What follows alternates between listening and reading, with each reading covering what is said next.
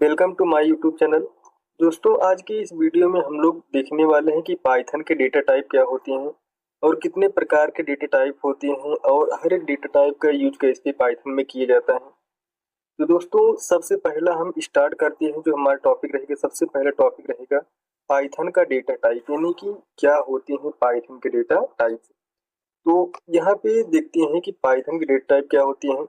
Data type वह type होता है जो यह बताता है कि किसी वेरिएबल में किस तरह का डाटा स्टोर किया जाता है। यानी कि कोई वेरिएबल है, मान लीजिए ए नाम से कोई वेरिएबल है, उसमें आप किस प्रकार के डाटा को स्टोर करके रखना चाह रहे हो, वही हमारा डाटा टाइप होता है। जैसे मान लीजिए आपने 10 स्टोर करके रख दिया, ये जो 10 है, 10 एक प्रकार का डाटा टाइप हो गया और ये जो है एक प्रकार का वेरिएबल हो जाता है। तो और उस डाटा पर कौन कौन से ऑपरेशन किए जा सकते हैं, ठीक है। तो नेक्स्ट पॉइंट में देखते हैं कि पाइथन में जो डाटा टाइप होता है वह वर्गीकरण है जो यह निर्धारित करता है कि किसी वेरिएबल में किस प्रकार का वैल्यू आप स्टोर करके रखना चाहते हो।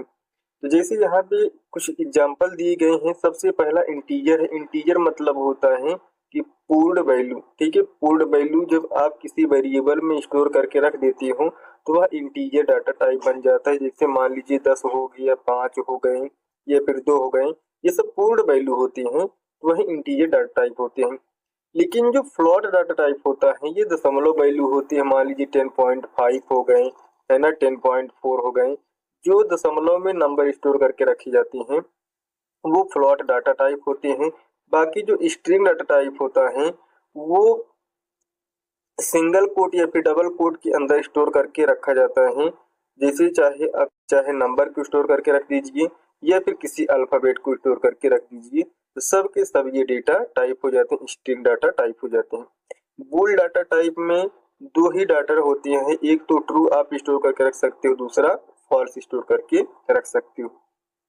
बाकी जो हमारा लिस्ट डाटा टाइप होता है उसको बनाने के लिए पैरेंथेसिस ब्रैकेट की यूज किया जाता है और इसमें अनेकों प्रकार के डाटा को हम लोग स्टोर करके रख सकते हैं।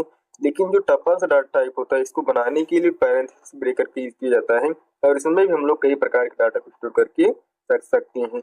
लेकिन जो हमारा डिक्ट डाटा टाइप होता है उसको बनाने के लिए कर्ली ब्रेसेस की यूज किया जाता है और इसमें भी अनेकों प्रकार के डाटा को स्टोर करके रखा जाता है। तो अब हम यहाँ पे समझते हैं कि स्ट्रक्चर के माध्यम से कि डाटा टाइप कितने प्रकार की होती हैं। तो सबसे पहला जो डाटा टाइप आता है वो आता है numeric data type. Numeric data type के अंतर्गत 3 डाटा टाइप आती हैं, इंटीजर होते हैं, फ्लोट होते हैं और कॉम्प्लेक्स डाटा टाइप होते हैं। 3 प्रकार के न्यूमेरिक डाटा टाइप होते हैं। अभी मैंने बताया कि आपका एक डाटा टाइप बूलियन भी होता है जिसमें दो मानों को स्टोर करके रखा जाता है, एक तो ट्रू मान, दूसरा फॉल्स होता है। इसके बाद सेट डाटा टाइप होती है, डिक्शनरी होती है, सीक्वेंस डाटा टाइप होते हैं। सीक्वेंस डाटा टाइप के अंतर्गत 3 डाटा टाइप आती हैं, लिस्ट होता है, स्ट्रिंग होता है और टपल डाटा टाइप होती है। तो सबसे पहले हम पढ़ते हैं कि न्यूमेरिक डाटा टाइप क्या होती है। पाइथन में न्यूमेरिक डाटा टाइप उन डाटा टाइप को कहा जाता है जो संख्याओं यानी कि नंबर्स को स्टोर करने के लिए उपयोग किए जाते हैं। कोई नंबर हो, मान लीजिए वो होल नंबर है, उन नंबर को स्टोर करना है तो वह एक प्रकार का न्यूमेरिक डाटा टाइप बन जाता है। और न्यूमेरिक डाटा टाइप जो होती है मुख्य रूप से 3 प्रकार की होती है। सबसे पहला इंटीजर, फ्लोट और कॉम्प्लेक्स डाटा टाइप होते हैं। तीनों मैंने आपको अभी बताया, इंटीजर क्या होता है, फ्लोट क्या होता है और कॉम्प्लेक्स क्या होता है। तो इसमें सबसे पहला जो डाटा टाइप पढ़ेंगे हम लोग, पढ़ने वाले इंटीजर डाटा टाइप को। तो इंटीजर डाटा टाइप जो होता है एक प्रकार का न्यूमेरिक डाटा टाइप है जो होल नंबर को स्टोर करने के लिए उपयोग किया जाता है। होल नंबर मीन्स होता है पूर्ण संख्या, ठीक है। पूर्ण संख्या को स्टोर करने के लिए इंटीजर डाटा टाइप का यूज किया जाता है। लेकिन ध्यान रहे कि डेसिमल प्रणाली नहीं होता है, ठीक है, दशमलव प्रणाली इसमें नहीं होता है। और इंटीजर डाटा टाइप में नंबर पॉजिटिव भी हो सकता है, निगेटिव भी हो सकता है और शून्य भी हो सकता है। जैसे यहाँ पे एग्जांपल में आप देख सकते हो कि ए एक प्रकार का, ये जो है ना, एक प्रकार का वेरिएबल है। लेकिन जो 10 है, 10 एक प्रकार का इंटीजर डाटा टाइप है क्योंकि ये पूर्ण नंबर है। अब यहाँ पे एक वेरिएबल बनाया गया बी नाम से और बी में निगेटिव वैल्यू को स्टोर करके रखा गया है। यानी कि ये भी आपका माइनस में है लेकिन इंटीजर डाटा टाइप ही है। ठीक है, तो सी है, सी एक प्रकार का वेरिएबल है लेकिन इसमें जीरो को स्टोर करके रखा गया है। जीरो है लेकिन ये एक प्रकार का इंटीजर डाटा टाइप ही होता है। दोस्तों मान लीजिए आपको ए में जो आपने डाटा स्टोर करके रखा है उसका आउटपुट देखना है अपने पाइथन की आइडियली सेल पर। तो यहाँ पे प्रिंट नाम का फंक्शन यूज करके आप यहाँ पे ए लिख दीजिए, वेरिएबल का नाम लिख दीजिए। जैसे आप वेरिएबल का नाम लिख कर को एंटर करेंगे तो आपके सामने जो इसका अंदर इंटीजर डाटा टाइप स्टोर करके रखा गया है वो आउटपुट देखने को मिल जाएगा। अच्छा, प्रिंट फंक्शन होता क्या है? प्रिंट एक प्रकार का ऐसा फंक्शन होता है जब हमें किसी भी डाटा को आउटपुट देखना है या फिर रिजल्ट प्रदान करना होता है तब हम लोग प्रिंट फंक्शन की यूज कर सकते हैं। इसके बाद दूसरा फंक्शन आता है टाइप फंक्शन।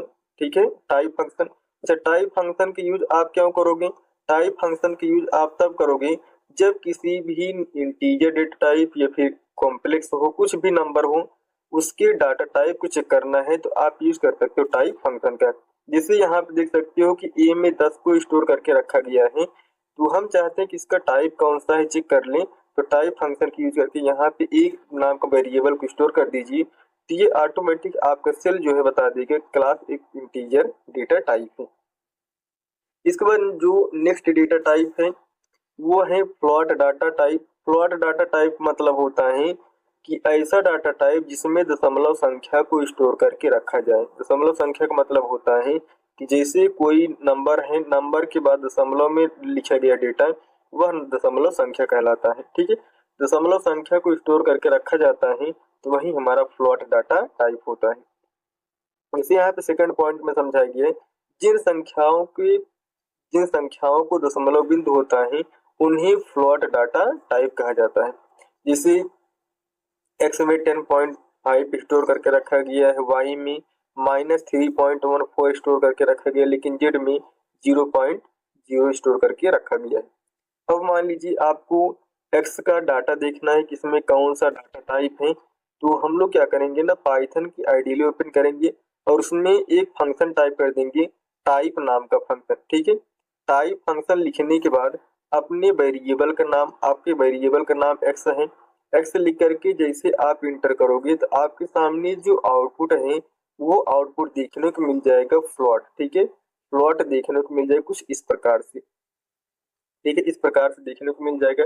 लेकिन अब मान लीजिए आपको जो आपने एक्स में डाटा स्टोर करके रखा है उसको प्रिंट आउट करना है तो उसके लिए प्रिंट फंक्शन की यूज करना है। ठीक है, प्रिंट फंक्शन की यूज करना है और फंक्शन के अंदर अपने वेरिएबल का नाम लिख देंगे और जैसे एंटर करेंगे तो आपके सामने उसका आउटपुट देखने को मिल जाएगा जो आपके वेरिएबल में डाटा स्टोर करके रखा गया है कि 10.5 आपको देखने को मिल जाएगा। तो ये होता है फ्लोट डाटा टाइप। इसके बाद जो हम लोग अगला डेटा टाइप पढ़ने वाले हैं वो है हमारा complex data type. Complex data type use जटिल संख्या को, ठीक है, जटिल संख्या को स्टोर करने के लिए यूज किया जाता है। अब हमारी जटिल संख्या क्या होता है, लेकिन एक चीज ध्यान रहे कॉम्प्लेक्स डाटा टाइप में जो जे होता है, जे एक प्रकार का सफिक्स होता है। अगर आप जे नहीं लगाओगे तो कॉम्प्लेक्स डाटा टाइप नहीं बना सकते हो। ठीक है, कॉम्प्लेक्स डाटा टाइप नहीं बना सकती हूँ। ध्यान रहे जो कॉम्प्लेक्स डाटा टाइप होता है वो दो भागों से मिलकर बना होता है। एक भाग होता है, सबसे पहला भाग होता है रियल पार्ट और दूसरा पार्ट होता है जो इमेजिनरी पार्ट होता है।